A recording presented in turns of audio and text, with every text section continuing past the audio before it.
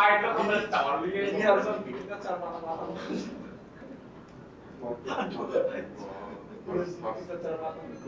By the way, I've done this for reasoning potential self-talk. So like the thing I talked to you about with the cross factoring, that's how I was all the other like topics that I thought about also did. So I know the reason why I also put all of them, put them all into one document, send it over like which one's the best for me in terms of my career path, and then we'll be back on that as well. Use AI, like properly, use it properly, it's really powerful.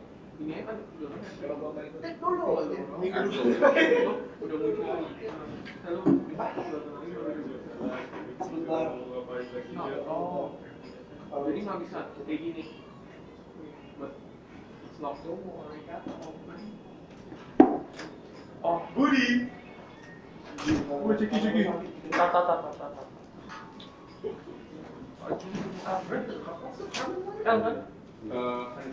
This is what they call the edge. Oh, the edge of space, right. Siapa bilang?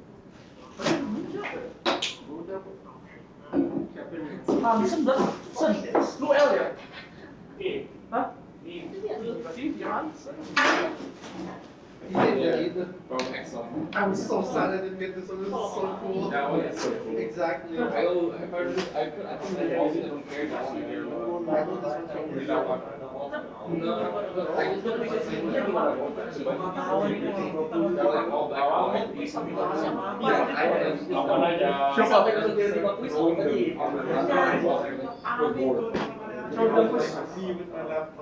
yeah, just think about my own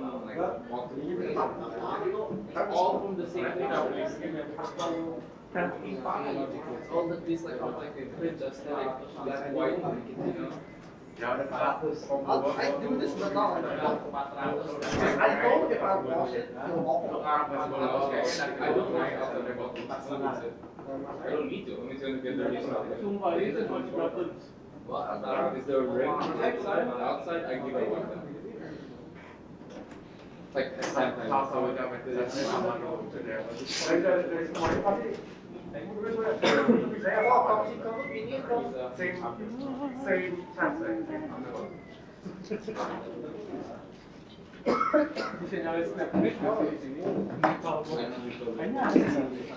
Yours will be more secure than mine.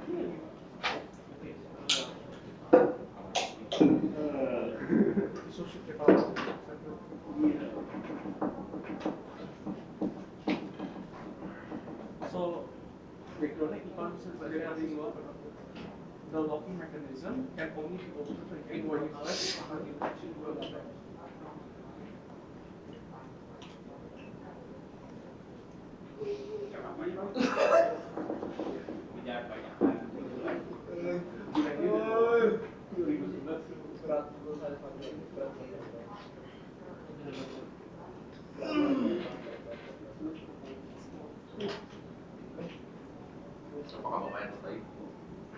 Probably.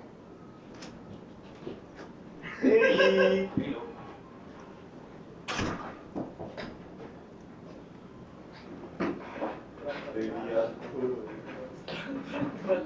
Sun, laptop gini kemana Sun? Ini laptop siapa? Ini laptop siapa? Laptop tes tuh ya? Laptop tes tuh ya? Kalau mati-matinya laptopmu bukan yang baru itu masih nomor 1 juga setengah bisa coba sama laptopnya di rumah kalau pindah tempat udah tuh bang ini cari salah satu Ini laptop siapa? Laptop tes tuh. saya itu Like they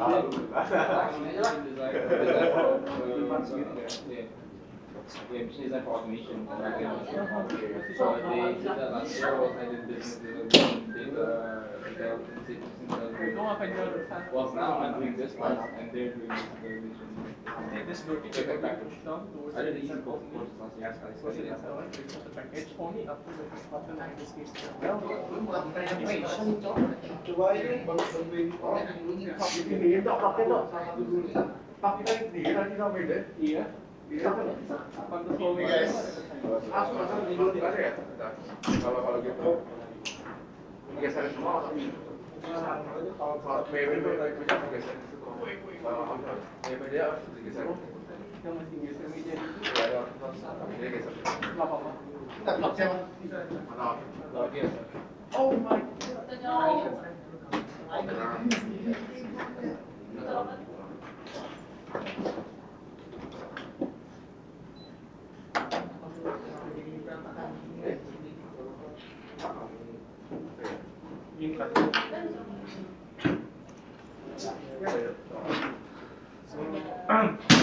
So again, push on the exit only to inside the package. Only after the push button on the exit down button is you can put outward. It can be put outward.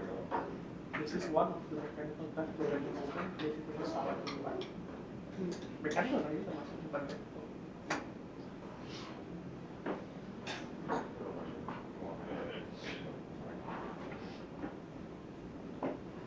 Yuk, ini gua apa? Yang para actuator gua kok nggak ada text balik.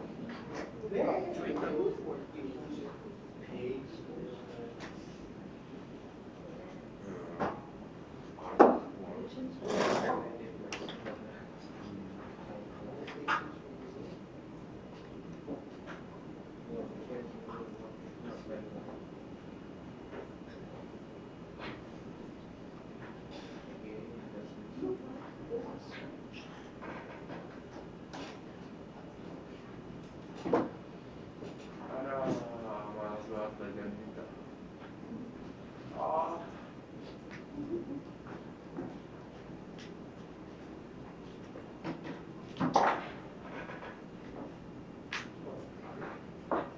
Attendance. Sorry ya, sorry.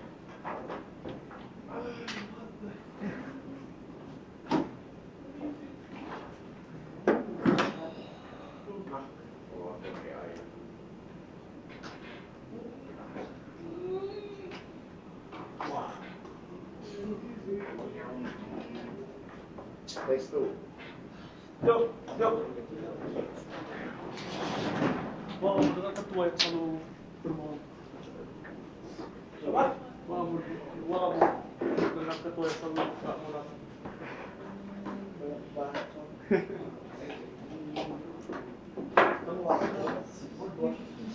Ini coba apa yang taruh apa library Oke, everybody. taruh balikin. Got it? Gua nggak sengaja Max.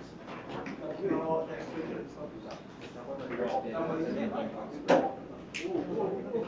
Ya, nggak ada balik.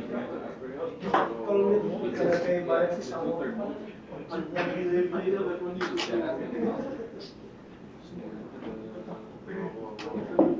Aktivitas hal ya bos. Saya tak mau nggak tertarik gitu. Okay, Excel. Oh, Okay. Location of carriers.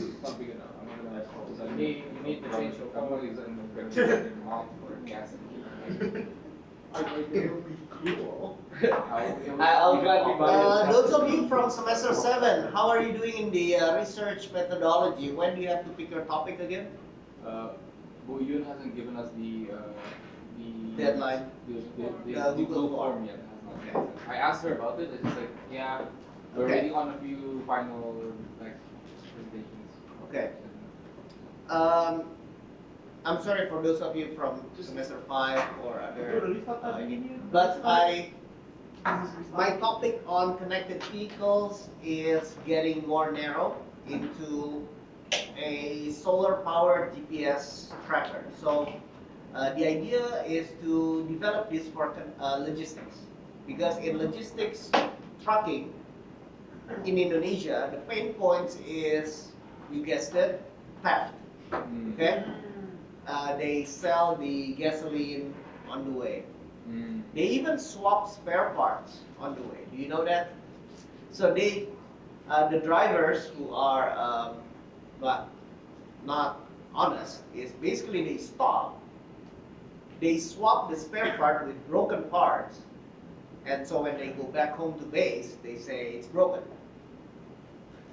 The gasoline tank, I've heard cases where they actually put in aqua bottle to deceive the the flow sensor, right? So you gotta measure it some other way. You gotta measure it at the fuel line rather than on the fuel tank. And my mom's company, they measure for the kilometers.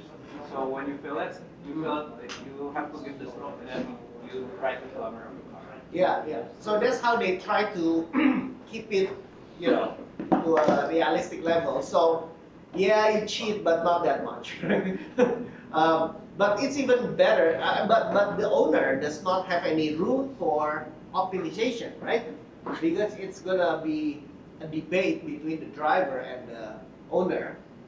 The driver will say, "Yeah, the truck is not efficient. What do you want to say, right? The truck is old, whatever." But nevertheless, I mean, they don't have control. So this is where the telematics will give informed decisions for the owner. So that's one area. I think I'm going to need 2 students for that, because one would be for the embedded system, for the microcontroller and the energy balance between the solar charging and the power consumption of the system. And the power consumption got to be really optimized, because I mean the solar panel cannot be this big, right? It has to be small so it can be hidden in a way.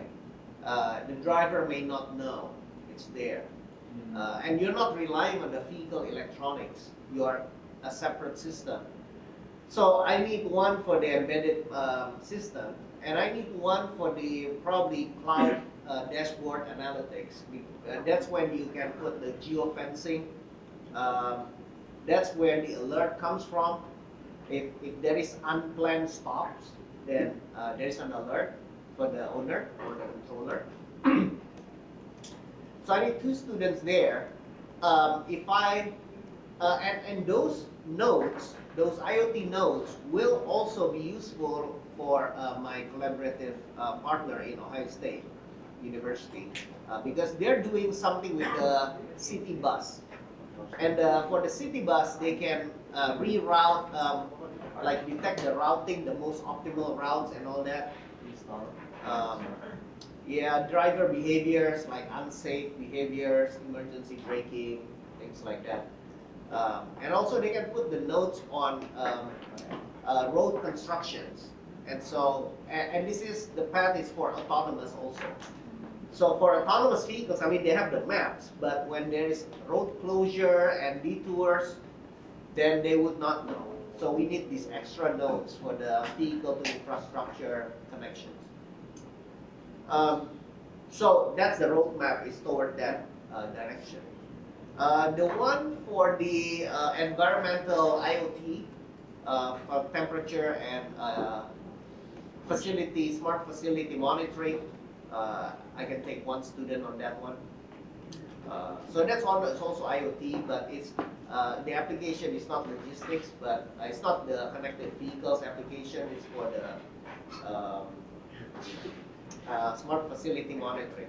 All of these projects, I'm planning to find a sponsor for it. So the entire material will be sponsored, either with the industrial sponsor or with some research funding. So at least that's the plan. Okay? So that's a little bit update on my thesis topics. Sir? Yeah. For the GPS tracker, is it just going to be like for, is it just measuring stops, or is it going to measure like, for example, like the fuel lines? Fuel economy, yeah. So there is a fuel sensor, the flow sensor. It might be like a capacitive sensor or something like that. We can look into it. So you'll be measuring fuel lines, fuel supply, as well as fuel return. Because I don't know whether you know, but the fuel pump supplies fuel to the fuel rail, but there is a return line. So it's not like you're pumping into a blind hole. You're pumping, it's recirculating. Yeah. Right. So yeah, I think those are the major sensors: GPS and flow sensors. Will you need like stuff like alarms and like buzzers and stuff like that? So yeah, that's going to be on the analytics side. Oh, but not on the actual video. Like, No, yeah. no. So it's Because just really hidden. Because you're remotely monitoring it, right? Right. So it's just like You want the driver to know. Yeah, right. I thought it was gonna be like a surveillance system too, but then it'll take too much energy. And you don't want the driver to know. That's kind of the whole Put a point. camera in there. Right. What in the queue? Do that. I guess we can do accelerometers also for like, I don't know, detecting other things. Vehicle maintenance is the roadmap also for predictive maintenance. So you can know ahead of time. But that will require you to tap into the OBD sensors, onboard diagnostics. And so I guess that's going to be like the second year.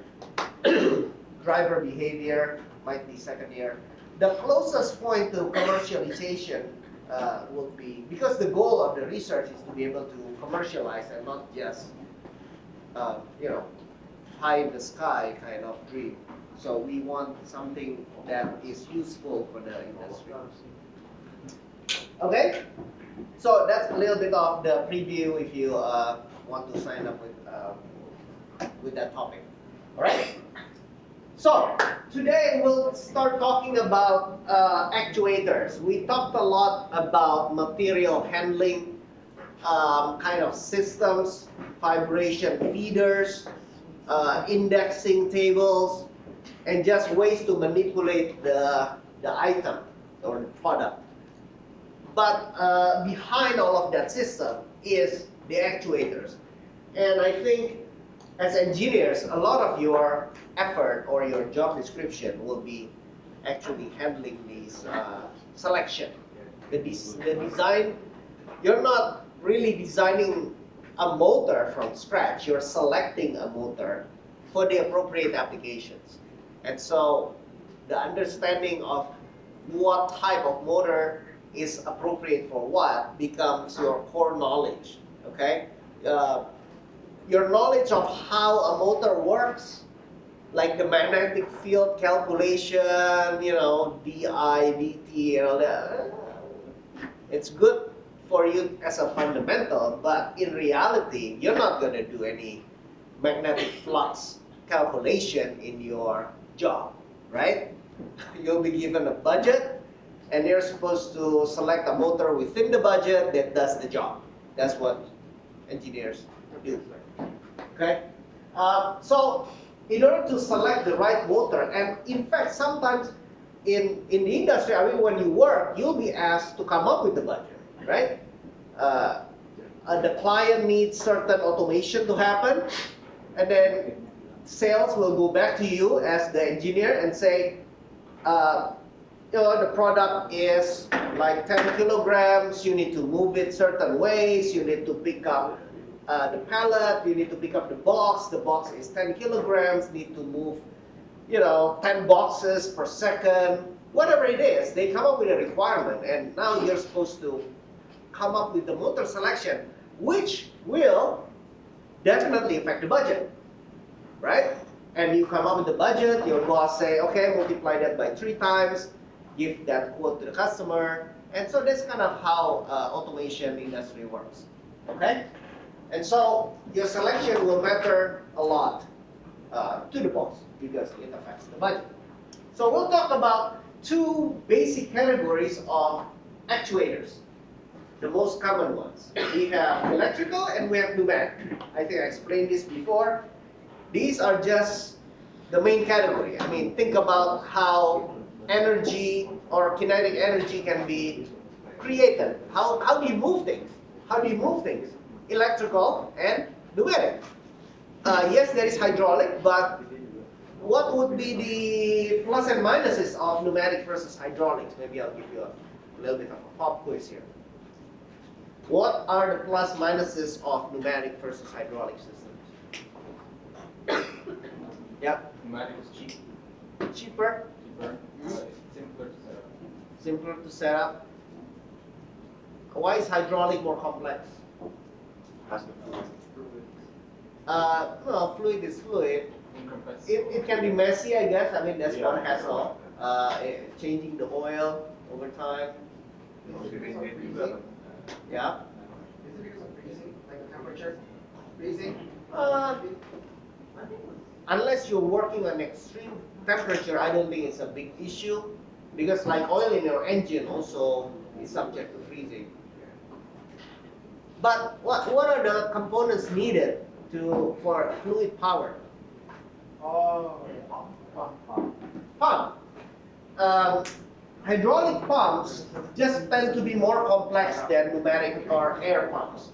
Air compressors is just simpler, right? Because it's more light duty. I mean, you cannot compress liquid, I guess, so that's the Yeah.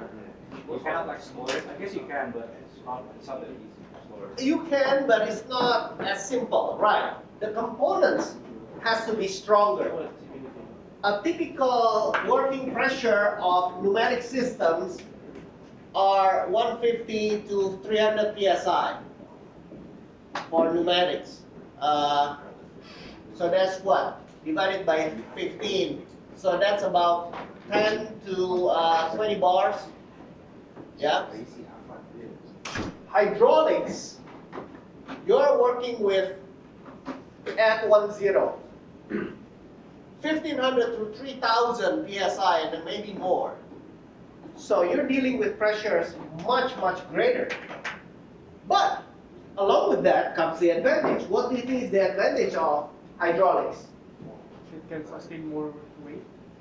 Yeah, capacity. Right? It's just huge. Think excavators. How do you think these arms are moved? The excavators. The bulldozers. Hydraulics, right? Not pneumatics. So pretty much it's the only time you're going to do hydraulics. I guess apple to apple, there is just more weaknesses in hydraulics versus pneumatics. So pneumatics is superior in pretty much most applications except one. Load, right? I mean, when you're moving huge loads, you're pressing something against, like press fit assemblies, for example. You know press fit, right? Well, what is press fit? When you assemble something, Using like a hydraulic press. No. right? Not always, but Assembling it by pushing like a friction. so you're assembling Tolerance.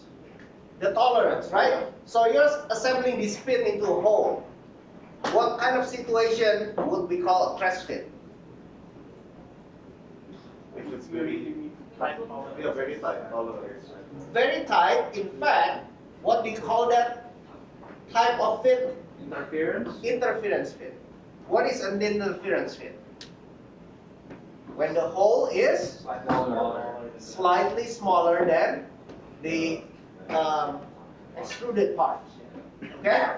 So an interference fit is a press fit.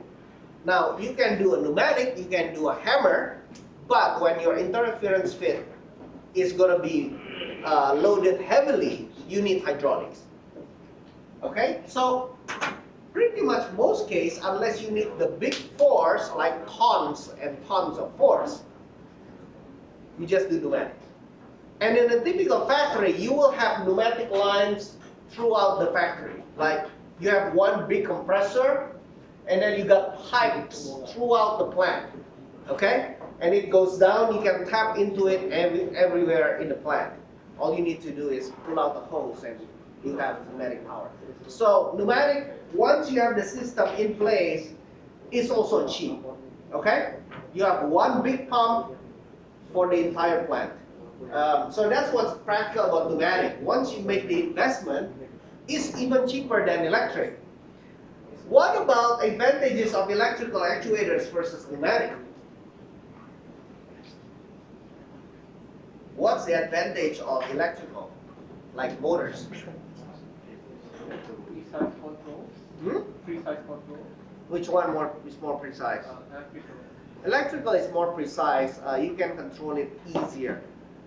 What makes pneumatic actuators harder to control? Air is compressed. Air is compressed. And the consequence of that is?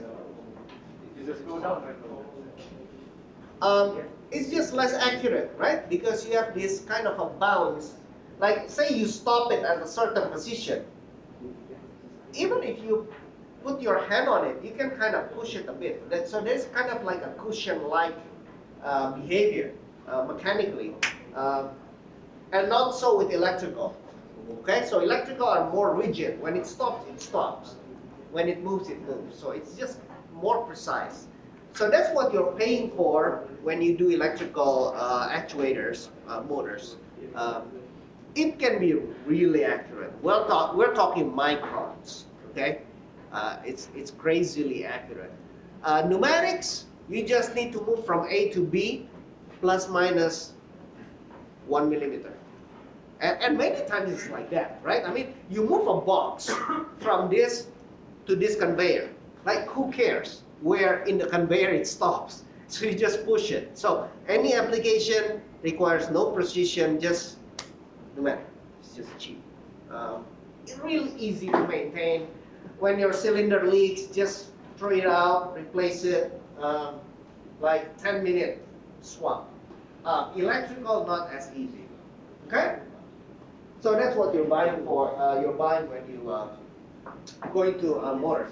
Of course, robotic arms won't be electrical, and they tend to be very, very accurate too.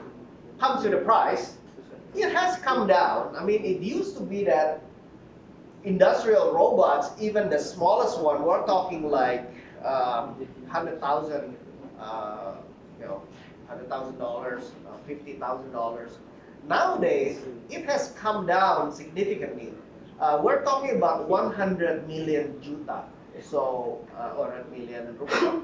So, what, 7K for the smaller ones? It has come down, of course, thanks to China, right? Everything becomes cheaper. So let's look at some types of robotic arms. There are four main types of robotic arm geometry. Hold on.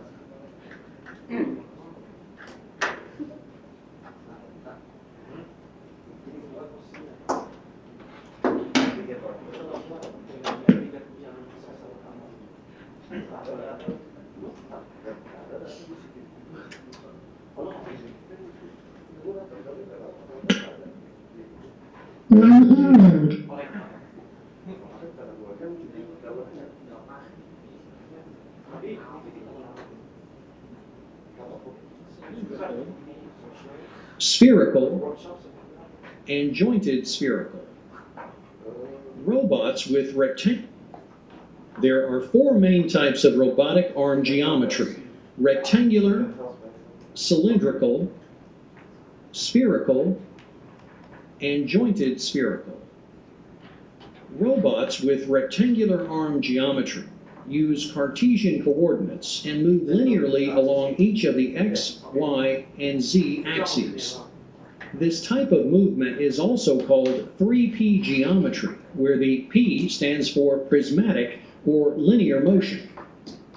This type of geometry is most commonly used with pick and place or large overhead mounted robots. So, give me some of your opinion. What would be the advantage of these kind of robots? Cheap, accuracy. Depends on the size, I guess, when you talk about cheap. But from a design perspective, what is this good at, and what is the weakness of this other than financial? It's mounted in the roof. Mounted in the roof, and you can move everything in the warehouse. You mount in the roof. Is that a good thing or a bad thing? It's a good thing. Okay. It's compacted. Okay, so you're saying that the working envelope is huge, right? So you can like put it on the entire building, and you have the working envelope of like 100 meters, I mean, they do this for containers, truck containers, so it can be, hundreds of meters. I guess it moves out of the way, right? You don't have to have any floor space. It's like ceiling mounted. Okay, it can be gantry. It's a gantry, so it doesn't occupy real estate. Good point. What else is this good at? Look at the structure. I mean, compare this to like an arm robot. Stronger, you don't really have to winch, I guess. It's just a winch. Less point of failure. Okay, yeah, it's simpler, less controls. Of course, with less control, less accurate. But again, We're moving boxes. maybe you don't care, right? You're moving pallets, your tolerance is like plus minus 20 centimeters, 40 centimeters. But you can see it's much stronger, right? Think about a robotic arm trying to move like an entire car, for example. It's huge. It's the arm, just a robotic arm overhangs like that. Think about how big of a motor you need. Here, the majority of the load is taken up by, is it by the motor? No. No, it's by the structure, right? So when you lift something up, yes, I mean, you need to lock the motor, but when you're moving things, the majority of the load goes into these beams. Okay? The motor just need to lift it up, and putting in a big motor is not a big deal also. Just put in a big motor up there, winch it up, stay, lock, and just move. I mean, 3D printers uses design, and they can be pretty accurate. It can be on a smaller scale, yes. In general, the larger your envelope is, the less accurate it is. So that's why when you talk about accuracy, you don't talk about a nominal value like 1 millimeter, but you talk about percent full scale. Okay? When you select actuators or sensors, usually your measure of accuracy is percent of full scale. Meaning, if my full scale is 20 or 200 millimeters, and my accuracy is 1%, so I'm accurate to plus minus 2 millimeters, right? But if it's 200 meters, then it's plus minus 2 meters.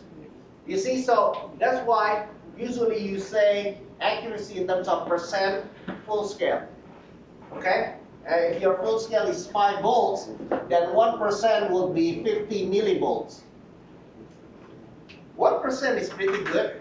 For higher accuracy sensors, you're talking about usually 0.1%, so like 1 per mil, 1 over 1,000, okay? So, yeah, the bigger your envelope is, naturally, the bigger your error is. And you usually talk about percent rather than a fixed value. Okay, any other comments about this type of robotic arm? This is not what people think of when they say robot, but it is a robot nevertheless, right? Rectangular arm geometry robots can only move linearly in each direction. An overhead crane robot is a good example of this type of motion. It can move forward and backward, left and right, and up and down. So Robotic arms that use Cartesian coordinate geometry generate a rectangular work envelope. Rectangular robotic arms have the simplest geometry and control system and are typically used in material handling operations. Cylindrical arm geometry robots move linearly in 2 directions and rotate in one other. Since this type of robotic arm moves in 2 separate prismatic or linear directions and rotates in one direction, it's given the designation of R2P, where the R stands for rotational. This type of robotic arm is most often used in machine tending, assembly, material handling, and palletizing operations. to be honest with you, I don't see very many of this. Robotic arms with cylindrical geometry move linearly in two directions. Vertical linear motion is called stroke. Horizontal linear motion is called reach. And rotational motion is called swing. Cylindrical geometry robots have a cylindrical work envelope. The advantages of this type of work envelope is a robotic arm reach that is deep at both the top and bottom of the stroke. As opposed to like spherical.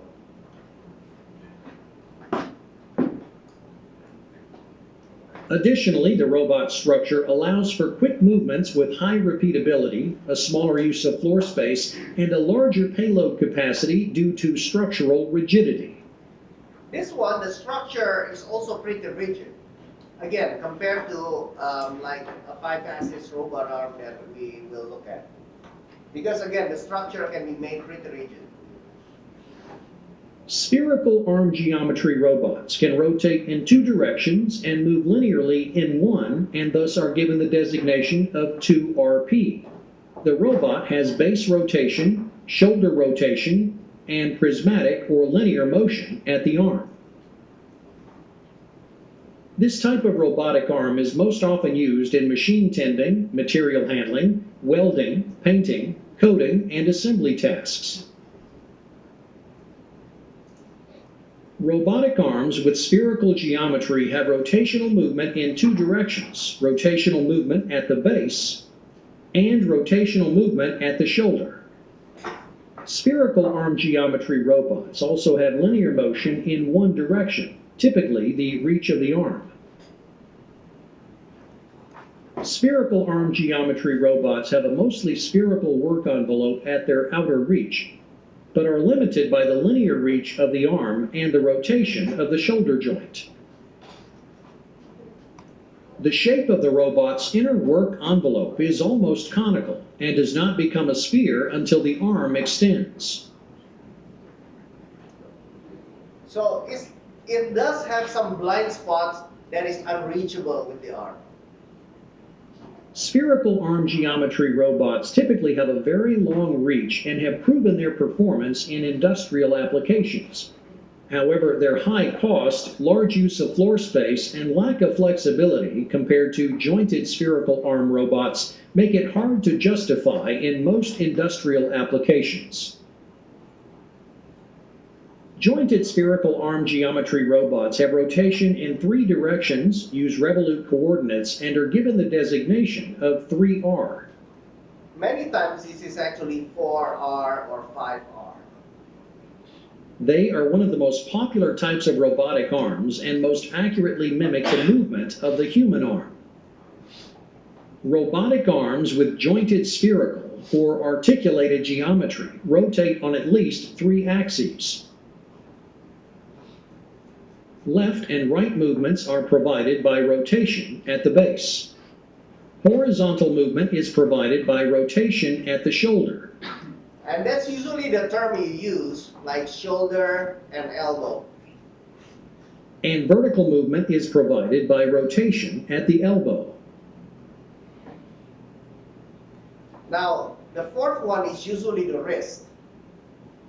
Okay?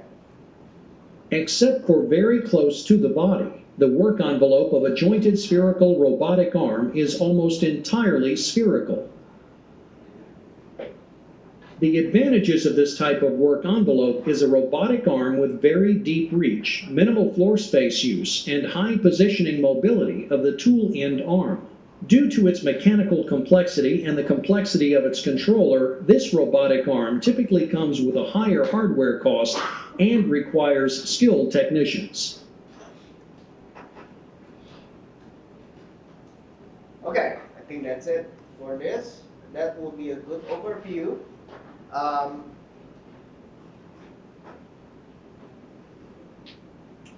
And let's look at the applications.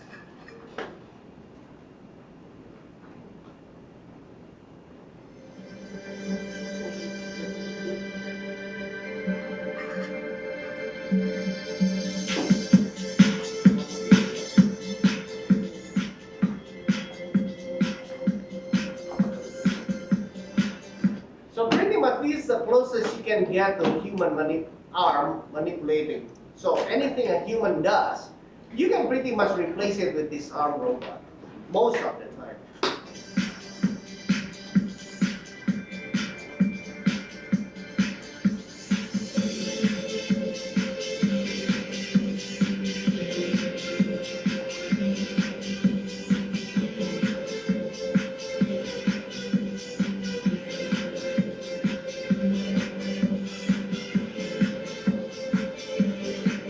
Welding is actually pretty tough, and I can say that robotic welding is probably one of the hardest to program.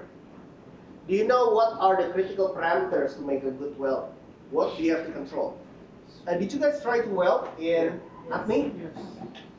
What are the parameters or variables that goes into a good weld? Speed, distance, Speed, the sweeping speed, right? Consistency in what? and the pattern. Like when you move it, it's have a constant speed. Right, but okay, the sweeping speed and Distance. the distance, right? And both of these are also dependent on the Feeding speed. feeding speed, and also the distance is also a function of the electrical current. Man, that's so painful, right? You got 4 variables that is pretty much interdependent on each other, right? The faster you want to move, the faster your feed rate has to be. The farther you are, the greater the electrical current. But if it's too big, then you blow through the material. Man, so robotic welding is one of the hardest because the robot needs to maintain all these variables and control the feed rate of the wire. Yeah, it's very challenging. That's why welders are also one of the more challenging craftsmanship.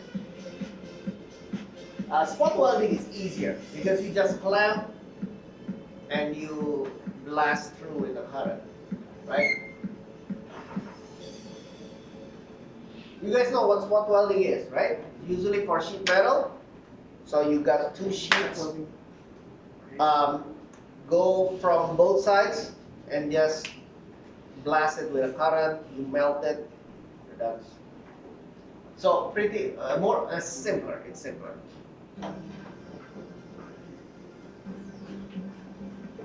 And in your car, many of those sheets, when they come in together, you spot weld it first, and then on areas where you need more strength, then you do arc welding.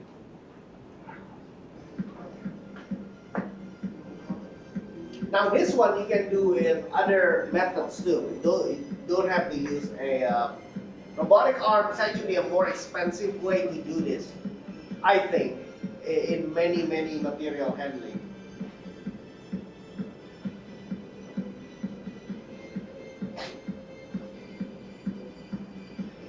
Machine tending basically kind of load and unload parts from another machine, like injection molding or stamping.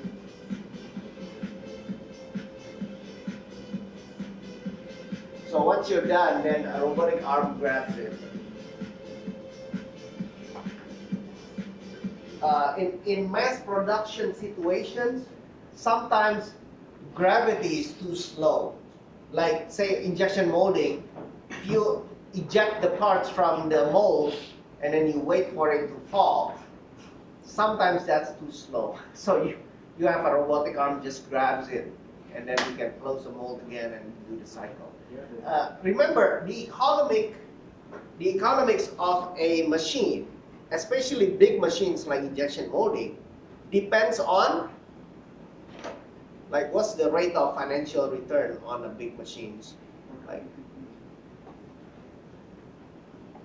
how much parts you produce, right? So you want this guy to work 24 hours a day and just eject thousands, hundreds of thousands of parts, millions of parts. throughout the same lifetime, right? So let's say for a year, how much parts do you produce? So that's why if you're thinking of a business like injection molding, say you want to create, casings like this, the hardest part, buying the machine is the investment, and then you need to load up the machine.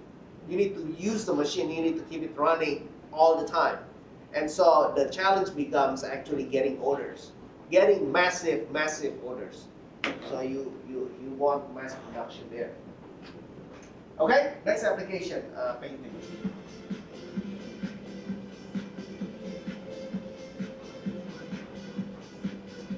I think this is one of the areas where actually a robotic arm would be superior to human. Why? Why do you think it can be superior than human on painting? Consistency. The consistency, yeah.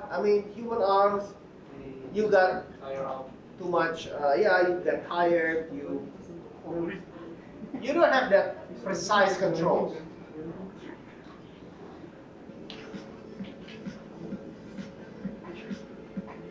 Okay, again, like material handling, and some of the robotic arms will be faster than humans. Well, many of them are. These are Delta robots. We'll talk about that later.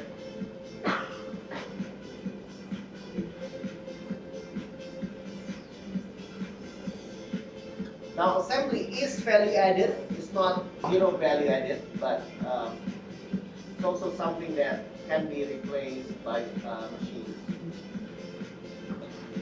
The challenge in assembly would be tolerance, because again, machines are stupid, right? They just go. But if you got collisions happening, then you got big problems.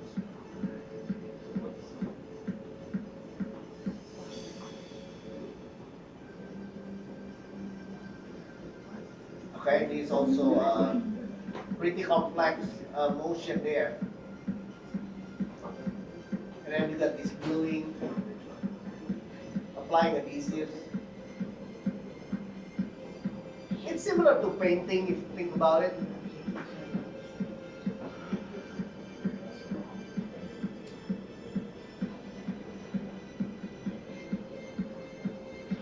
ABB is an American brand.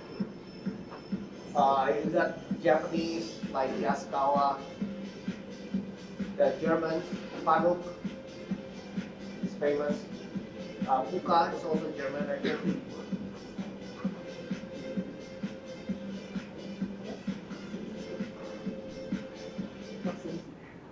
I don't know what universal robots are, but probably, I'm sure it's made in China, but I don't know originally what country it comes from. Video is not available.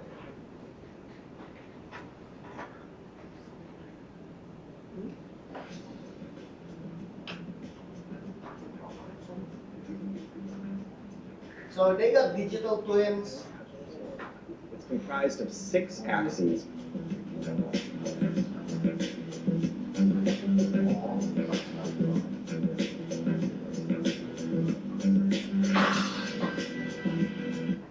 Okay, so it's a 6-axis robot. You can pretty much go around any corner with this kind of robot. Oh, shit.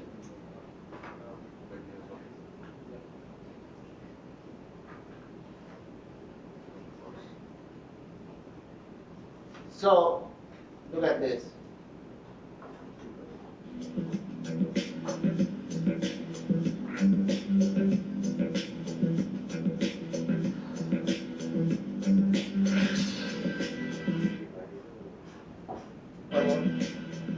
So what the So think about that.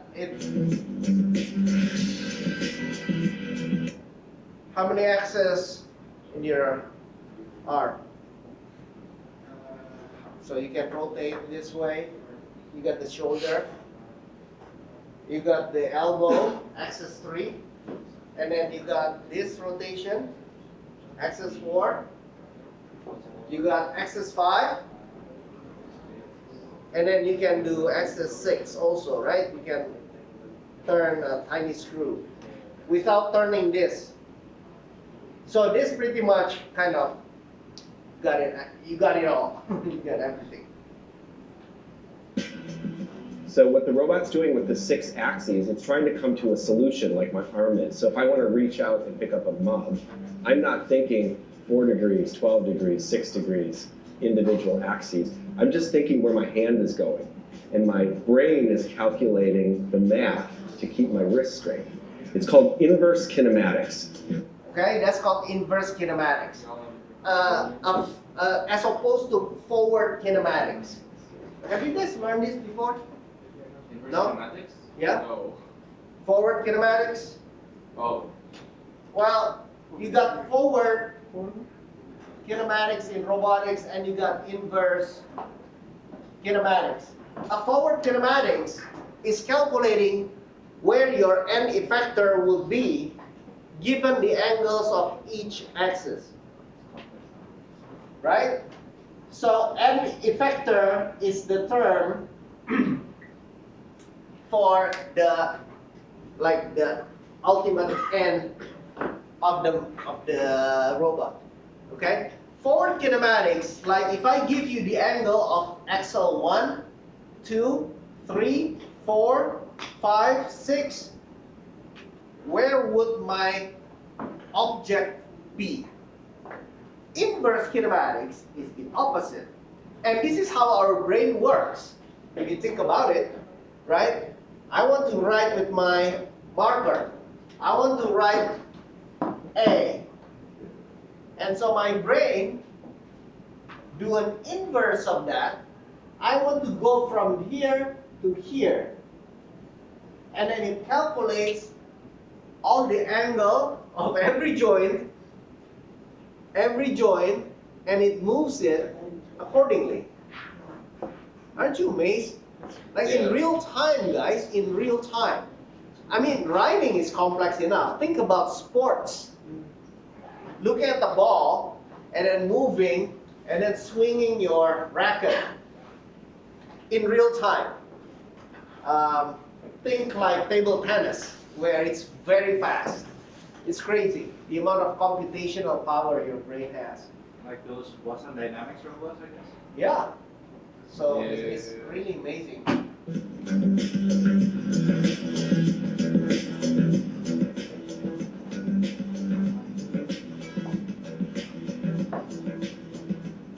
Our program robot animator employs inverse kinematics, which comes from computer animation and how they make characters squash and stretch when they walk. This is Robot Animator. It's a plugin that runs inside Autodesk Maya. So here I have a KUKA KR10 Agilist, and I'm going to demonstrate to you how inverse kinematics moves. So you can see I can just grab the nose of the robot and move it around. See how it's pulling the robot?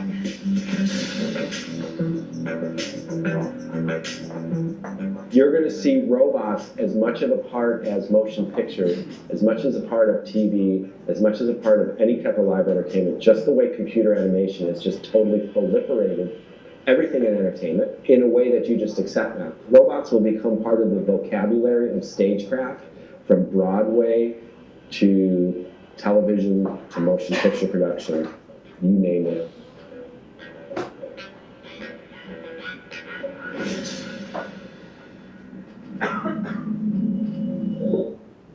KUKA is one of the leader in robotics also. Expensive, you can guess. German stuff.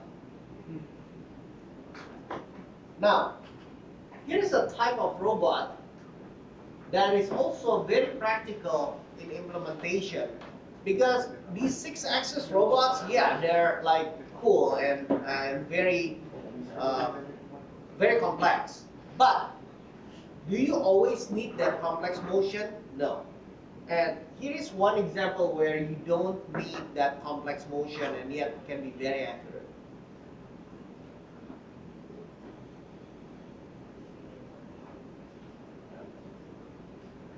No sound. Okay.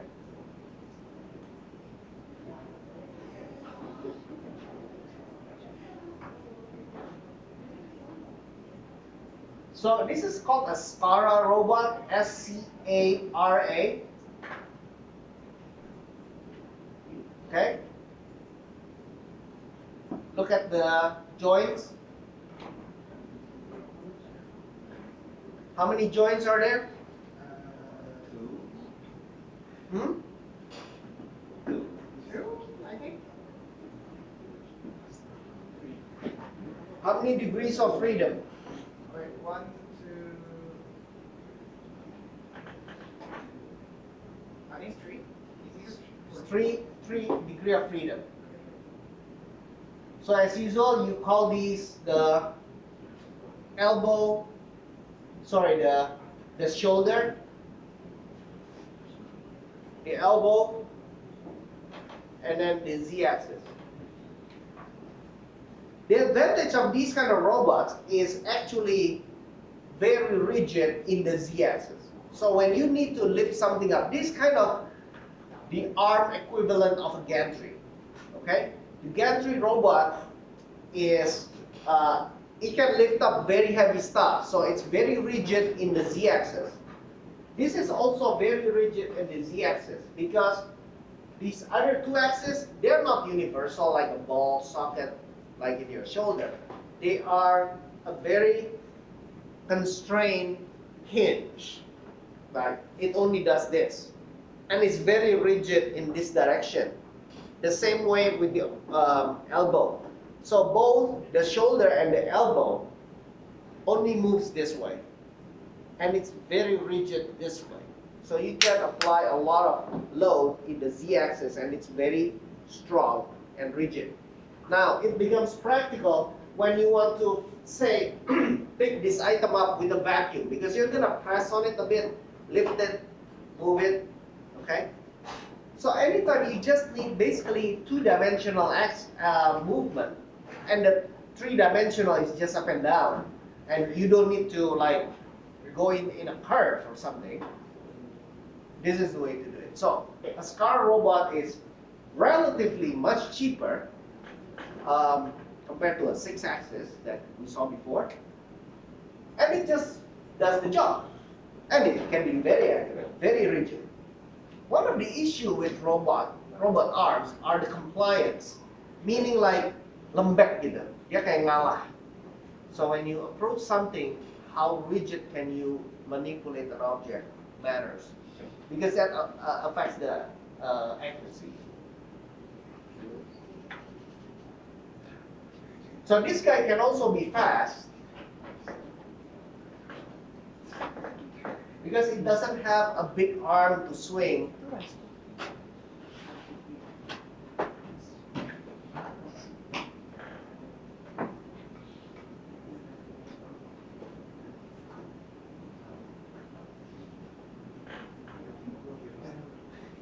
Okay, so here's automation, but it's not robotic.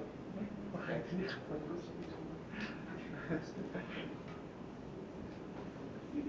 So let's look at a Delta robot.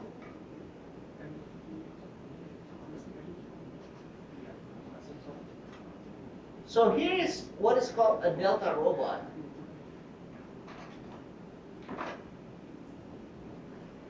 Okay, why is it called Delta? Yeah, it's like a triangle, right? Yeah, just like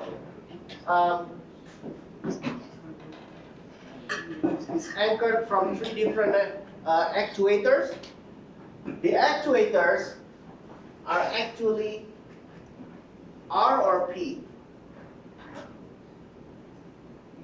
Look at the actuators. Is it prismatic or is it revolution? Prismatic. It's prismatic. Now, some Delta robots have rotational joints. Robots are designed based robots are. Why do you move to the next?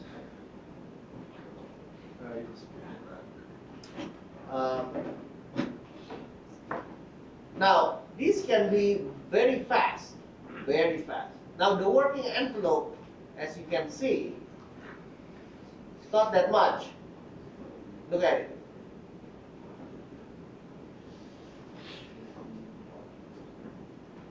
See, the work